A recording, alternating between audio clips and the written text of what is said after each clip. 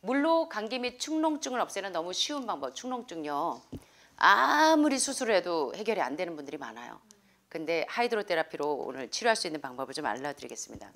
여기서는 특별히 닥터 켈록 박사의 수치료법에 대해서 한번 살펴보겠는데요. 자, 요거 너무 쉬워요. 잘 적용해 보세요. 이 축농증 완치가 가능한 방법, 요거 한번 따라해 보세요. 자, 스팀 이날레이션, 증기를 흡입하는 겁니다. 여러분, 마약 중독자들이 코케인 중독될 때 먹어요, 흡입합니까? 이날레이션이에요. 자, 흡입하면 뇌가 확 마비돼 버려요. 예, 그래서 코마 상태까지 옵니다. 거의. 그래서 사실은 먹는 것보다 코로 흡입하는 게 훨씬 더 빨리 흡수가 됩니다. 빠른 속도로. 그래서 이거 증기 흡입을 하시면요, 폐암, 폐기종 환자들 엄청나게 빨리 회복이 되고, 모든 암 환자들은 폐가 건강하면 산소가 잘 들어가요. 그래서 요거 여러분들 몸이 기능이 떨어지고 감기, 코로나 바이러스 있다, 증기 흡입법. 예. 그래서 스팀 이날레이션 굉장히 중요한 방법입니다. 너무 쉬워요. 한번 보세요. 어떻게 더운 김을 흡입하냐면, 스팀 주전자에다가 물이 팔팔 끓을 때 유칼립투스 오일이나 또는 뭐 RC 오일 있죠. 아로마 테라피 여러분 배우시잖아요. 자, 그럴 때 유칼립투스 오일을 10방울 정도를 떨어뜨리고 뜨거운 증기를 효과적으로 흡입하기 위해서 큰 모자기 있죠. 목욕 타월, 온몸 닦는 타월 같은 걸로 이렇게 뒤집어 쓰세요. 이거 아주 올드한 방법 같지만, 올드한 것이 뭐지? 옛날에, 예? 생각이 안 나. 구간이 명간이다? 예, 모르겠습니다. 예, 굉장히 이게 올드한 방법 같지만 굉장히 효과적이에요. 한번 해보세요. 저도 어떤 거라도 안 되다가 요거 하니까 이게 콧물 줄줄 나오던 게 멈추더라고요. 자, 그래서 큰 보자기나 타월을 주전자까지 다 덮이도록 푹 뒤집어 쓰고, 이게 팔팔 끓는 이게 뭡니까? 스팀 주전자 같은 거, 거기에다가 이렇게 유칼립투스 10방울 떨어뜨린 다음에 큰 보자기 뒤집어 쓴 다음에 다른 사람들이 뭐 하나 할 거예요. 그 다음에 뭐 하면 되냐면 입으로 흡입하는 거예요. 입으로 이렇게 흡입을 하시면 돼요. 자, 어렵지 않죠? 이렇게 하면요, 호흡기 감염균이 전 건조한 환경을 좋아합니다. 아주 드라이한 환경을 좋아해요. 이 호흡기는. 그래서 폐암이나 폐기종 환자들은 잘 유념하세요. 폐로 전이되신 분들도 80도 이상의 고온 다습한 김을 거꾸로죠. 호흡기가 감염된 거가 거꾸로 고온 다습한 김을 코와 입으로 흠뻑 흡입하면 이 감염균의 활동을 억제합니다. 그래서 기침이 있고 콧물이 막 줄줄줄줄 새고 편두통이 아주 심하시고, 지금 뭡니까? 기생충 막 쏟아져 나오면서 이 뇌에 기생충이 많기 때문에 편두통 심할 때도 적용해 보세요.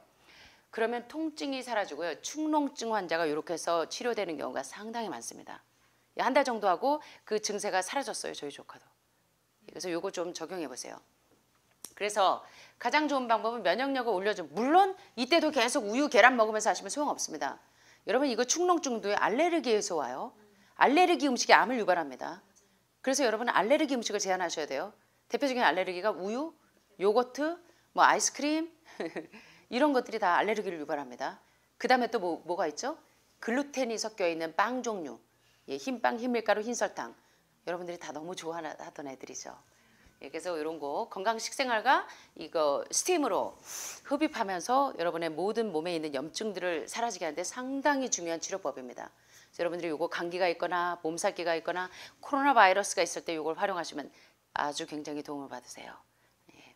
자, 두 번째, 제가 이제 생각을 한 게, 앞으로 제가 좀 여유가 생기면 목욕탕에 욕조를 2개 놔야 되겠다는 생각을 많이 하는데, 혹시 이 여러분들 가운데 좀 여력이 있으신 분들은 욕조 화려하지 않아도 욕조를 2개 놓고 냉온수 전신용 요법을 하시면 엄청나게 이게 이 혈액순환이 원활하되면서 모공이 빵 뚫려 버립니다. 그래서 치료가 굉장히 빨라져요. 독일에서 이 방법을 많이 했었죠. 그래서 폐암 환자들, 폐결핵 환자들, 암 환자들이 엄청나게 도움을 받았어요. 자, 요건 뭐냐면 볼게요. 냉수와 온수의 전신력으로 계속 하는 거예요. 여러분들이 수찜질 하실 때 뜨거운 거 10분, 차가운 거 1분 마사지 하듯이, 자, 요거 보세요. 냉온수 이 요법이 얼마나 도움이 되는지 모릅니다. 뜨거운 물 10분 들어가 있고, 자, 온도가요, 온수는 38도에서 40도, 체온보다 약간 미지근한 정도에서 10분 정도 들어가 있고요. 좀 따뜻하다 정도. 그 다음에 냉수는 14에서 15도 정도에 1분만, 10분 정도 따뜻한 데 있다가 1분 확 들어갔다 나오고, 또 10분 정도 뜨거운 데 들어갔다가 1분 따뜻한 데 들어갔다 나오고 이러면요 모공이 확 열려요. 그래서 몸에 있는 염증들이 쭉쭉쭉쭉쭉 석션기처럼 나갑니다. 자, 그래서 뜨거운 물 10분, 찬물 1분, 38도, 40도 정도의 뜨거운 물에 10분간 담그고 찬물에 1분 담근 거를 여러 차례 반복해서 피부에 열린 기포를 열었다 닫았다 해주면 감기부터 내막염, 중이염, 비염, 축농증, 인후염, 폐렴, 폐결핵, 위염, 췌장염, 간염, 장염, 신장염 모든 염증, 특별히 자궁도 염증이 있는 거 물론 자궁 지금 여러분들이 프로게센스 쓰시죠? 저도 써보니까 진짜 좋더라고요. 그래서 질건조증, 갱년기 장애가 있거나 질건조증이 있거나 호르몬 대처요법이 필요하신 분들은 이 프로겐센스를 쓰시면 상당히 도움을 받으실 수 있습니다. 예, 불면증에도 그렇지만 그래서 이렇게 하시면 진짜 불면증도 치료가 돼요. 냉온수요법. 그래서 여러분들이 만약에 집에 욕조를 넣기 어려우시면 그 항아리 같이 생긴 거 있잖아요. 욕조통. 그거를 2개를 히노키로 요새 그런 거 많이 팔더라고요. 일본 사람들이 이걸 많이 하기 때문에 히노키 욕조가 나무로 돼갖고 이렇게 통에 이렇게 사람 몸 하나 들어갈 만한 게 있어요. 그걸 2개를 장만하셔서 요거를 해보시면 상당히 도움 받으십니다. 그래서 요걸로 여러분의 몸에 있는 염증들을 녹이는데 좀 도움을 받으시면 상당히 좋으실 것 같고요. 자, 그렇다면 온도를 이용해서 하는 또 3가지 방법이 있습니다. 첫째, 냉찜질. 자, 여러분이 이제 그 림프종 부종이 있을 때 뜨거운 찜질을 할까요? 냉찜질을 할까요? 예, 부종이 있을 때는 냉찜질입니다. 자, 기전을 이해하셔야 돼요. 스포 형태로 사용하는 냉찜질과 고연료법과 냉욕과 온욕을 교차할 때 우리 몸에 염증이 얼마나 빨리 빠져나가는지 몰라요. 그래서 물치료법에 대해서도 여러분들이 눈이 좀 트이셔야 돼요. 그래서 독일에서는 이 하이드로테라피를 상당히 많이 합니다. 이 물치료법, 켈로팍스의 물치료. 그래서 혈관을 이렇게 추우면 이렇게 몸이 어떻게 됩니까? 이렇게 오그라들면서 수축되죠. 그래서 혈관을 수축시키고 혈류를 감소시켜서 부종이 있거나 염증이 있을 때는 냉찜질을 해주십니다. 그래서 수패치 찜질 패드도 그냥 찌지 말고 그대로 차가운 상태 그대로 되시면 돼요. 그래서 이렇게 되면 냉찜질을 하면 국소, 마취제 같은 리도케인 같은 작용을 해서 두통이나 치통, 코피 있을 때도 냉찜질 해주시면 돼요. 타박상, 찰가상, 근육경련 등에 그다음에 알러지 비염이 있을 때는 수패치를 계속 발라주세요. 한 달 정도 이 코 부위에다가 수패치를 계속 바르고 주무시면 우리 환우분이 낮에도 이렇게 붙이고 다녔더니 한 2주 지나니까 코피 같은 게 덩어리가 확 쏟아지더니 그 다음부터 염증이 없어져요. 그래서 이제 이런 것들을 잘 적용하시고 자, 열의 고연료법으로 뜨거운 찜질을 해주시면 혈관을 확장시키고 혈류를 증가시켜서 통증을 줄이기 위해서는 이 고열 찜질을 하셔야 됩니다. 네, 그래서 수찜질 여러분들이 뜨겁게 데피시면 통증이 억제가 되면서 염증이 빠지고 그 다음에 차가운 걸로 이 마사지를 해주면 모공이 확 열리면서 이제 염증을 진정시켜 주는 겁니다. 자, 그래서 이런 기능을 이해하시고 냉온욕을 교차하시게 되면 염증을 줄여주기도 하고 소화기관의 혈류가 증가시켜서 해독이 잘 돼요. 그래서 특별히 소화기 모든 암 환자들이요 냉온욕을 교차하시면 소화기 계통이 다 살아납니다. 그래서 소화가 잘 안 되시는 분들은 너무 뜨거운 물에 들어가시면 안 돼요. 그러나 고혈압, 고혈당, 고지혈증 있는 분들은 뜨거운 탕에 들어가시면 안 되는 거 아시죠? 그럴 때는 조금 체온 온도에 미지근한 온도에서 냉온욕을 교차하셔야 돼요. 근데 암 환자들이 다 풍욕에는 집중하시는데 냉온욕에 대해서 잘 모르세요. 풍욕하시느라고 막 많이들 그렇게 애를 쓰시는데 냉온욕보다도 상당히 효과적입니다. 자, 그래서 오늘 이제 하이드로테라피를 다 살펴보셨고요. 자, 요거는 짧게 진행하겠습니다. 암에서 해방되는 것이 너무 쉬운 일 중에 하나가 바로 미네랄이에요. 조금 전에 물이 얼마나 중요한지 보셨어요. 물은 뭐다? 수액. 소금은? 전해질. 수액과 전해질 주사로 균형을 맞추잖아요, 몸을. 자, 그래서 미네랄이 상당히 중요합니다. 어떤 암 전문가들은 미네랄이 부족해서 암이 생깁니다 라고 얘기해요. 예, 산소가 들어가지 않으니까 영양분이 흡수가 안 돼요. 미네랄이 흡수가 안 됩니다. 그래서 음식 속의 미네랄 균형이 암 예방과 치료에 상당히 중요한데 자, 어떤 암 전문가들은 그리고 어떤 당뇨 전문가들은 소금을 절대 먹으면 안 돼요 라고 하는데 이쪽에 암 전문가들은 소금을 꼭 먹어야 돼요 라고 여러분 헷갈려가지고 도대체 어떻게 해야 돼요? 아까 말씀드린 것처럼 정제되어 있는 미네랄이 죽은 소금은 아니에요. 그런데 미네랄 그대로는 드셔야 돼요. 아셨죠? 자, 그래서 여기 보시는 것처럼 우리 몸에서 혈액이 묽게 유지돼서 우리 몸 모든 기관까지 구석구석 이 혈액량이 원활하게 돌아가려면 뭐가 필요하냐면 소금이 꼭 필요합니다. 그래서 무염식 하는 분들은요 헤모글로빈 수치가 너무나 떨어져요. 잘못하시는 분들이 너무 많아요. 여기 오시는데 하는 분들 오시면 왜 하늘만 이렇게 음식이 짜요? 저는 무염식 하다가 오니까 못 먹겠어요. 그런 분들 가끔 계시는데 그런 분들 보면 헤모글로빈 수치가 다 모자라요. 예. 음식 맛 그대로 쓰시지만 미네랄 소금은 조금씩 사용하셔야 됩니다.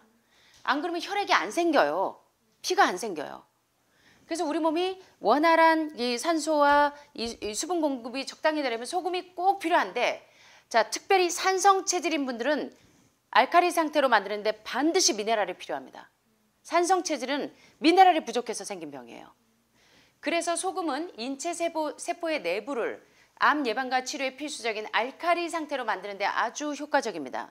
그래서 여러분들 오시면 지금 거의 다 산성 체질이기 때문에 미네랄 소금을 드시는 이유가 뭐 때문인지 아시겠습니까? 체질을 알칼리로 만드는데 가장 중요한 게 뭐냐면 정제되지 않은 미네랄이 그대로 살아있는 미네랄 소금을 드시는 게 여러분의 pH를 가장 건강한 상태로 만든다는 거 잊지 마시라는 겁니다. 그 다음에 식단의 개혁은 여러분 말씀 안 드려도 다 아시겠죠? 지금까지 배우신 게 바로 식단의 개혁입니다. 그래서 과일과 채소 속에 있는 저지방 채식에는 여러분의 빈혈 수치를 없애주는 헤모글로빈과 엽록소, 그리고 아주 좋은 마그네슘, 그리고 비타민, 그리고 미네랄, 단백질, 필수지방, 그리고 가장 중요한 암을 억제시키는 항산화제, 파이토케미칼이 무궁무진해서 여러분의 병든 세포를 산 음식으로 치료하는 겁니다. 그 다음에 운동도 산소를 가장 많이 집어넣을 수 있는 방법이 운동이죠. 그래서 폐에 지금 빨간 게 2개, 3개 이상 잡히신 분들은 다 뭐 하셔야 되냐면 산소가 잘 들어가도록 운동하시고 그 다음에 그 외에 부가적인 그런 영양제를 쓰시는 겁니다. 그래서 림프 순환을 가장 원활하게 하려면 운동 중에서도 어떤 운동? 트램플린. 그래서 운동하고 내려오시면서 체육관에서 방방이 트램플린을 나비 운동하시면서 100번씩 하시면 림프 여기 애가 서해부가 빵빵 열립니다. 이렇게 나비 운동하시면서 이렇게 뛰시면 림프가 30배에서 300배까지 올라가기 때문에 암 환자들이 빨리 회복되실 수가 있어요. 꼭 잊지 마시고요. 그 다음에 아무리 이런 것들을 더 하셔도 실내에서 마시면 아무 소용 없습니다. 실내 운동은 도움이 안 돼요, 오히려. 그래서 햇빛을 보시면서 마이클 홀릭 박사는 비타민 D 박사로 유명하신 분이에요. 햇빛 박사님으로. 그래서 일컬어서 햇빛을 일컬어 뭐라고요? 만병통치약이다. 옛날에는 햇빛이 결핵만 고치는 줄 알았더니 암 환자들이 햇빛을 쏘여주니까 비타민 햇빛을 통해서 피부를 통해서 햇빛을 눈을 가시광선을 통해서 피부로 가니까 피부가 이 피부에서 햇빛을 흡수해서 이 비타민 D가 간으로 흡수가 다 돼버려요. 그래서 여러분들이 암 환자들은 면역력 쑥쑥, 그 다음에 에너지를 생산 못하시는 분들은 간에서 에너지 화폐를 촉진시켜서 면역력이 쑥쑥 올라가는데 햇빛이 너무나 중요한 작용을 한다는 것입니다. 마지막으로 WHO의 건강의 정의. 자, 건강이란 단순히 허약하지 않은 상태만을 의미하는 것이 아니라, 자, 한번 따라해 보시겠습니다. 신체적인 건강, physical well-being입니다. 정신적인 건강, mental well-being이에요. 다음에 사회적인 건강, social well-being입니다. 마지막으로 이 최근에 WHO에서 내린 건강의 정의는 사람이 짐승과 다른 것은 사람은 입으로만 살 것이 아니요 하나님의 말씀을 먹음으로 삽니다. 그래서 이제 얼마 전에 우리 가족 중에 한 분이 저 최근에 교회 다니기 시작했어요. 하나님한테 저 나이 좀 더 먹은 다음에 교회 가려고 했는데요. 요새 교회 가면서 마음의 평안을 얻고 있습니다 라고 하는데, 이제 여러분들이 영적인 사람들로 조금 더 형이 상학적으로 올라가는 겁니다. 그래서 여러분 마음에 이 WHO에서 최근에 건강의 정의에 영적인 건강, 바로 spiritual well-being입니다. 그래서 여러분들이 그 영적으로 분별할 수 있는 분별력이 얼마나 우리 건강에 도움이 되는지 모릅니다. 그래서 단지 눈에 보이는 이 세상만을 위해서 여러분들이 재물을 쌓고 혈안이 돼서 사는 것이 아니라 그 영원한 것을 볼 수 있는 시야가 열리면 나만을 위해서 사는 것이 아니라 내 이웃을 돌아보게 되고 또 내 몸처럼 이웃을 사랑하는 마음이 생길 수 있도록 도와주는 것이 바로 영적인 건강입니다. 그래서 여러분들의 영안이 좀 열리셔서 살리는 것은 영이니 육은 무익하다는 그 말씀으로 여러분이 오늘도 완전한 건강을 회복하게 되시기를 간절히 바라면서 말씀 마치겠습니다. 감사합니다.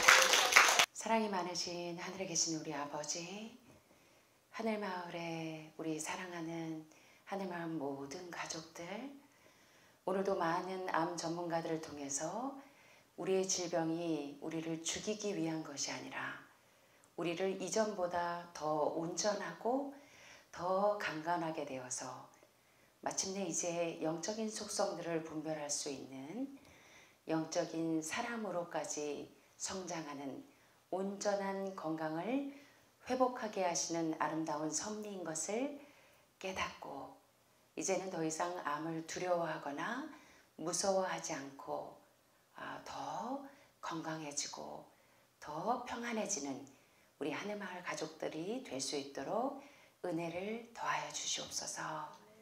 오늘도 우리 가족들 모두 주님의 울타리 안에서 평안하고 강건하시도록 지켜주시옵기를 사랑이 많으신 예수님의 이름으로 간절히 기도드립니다.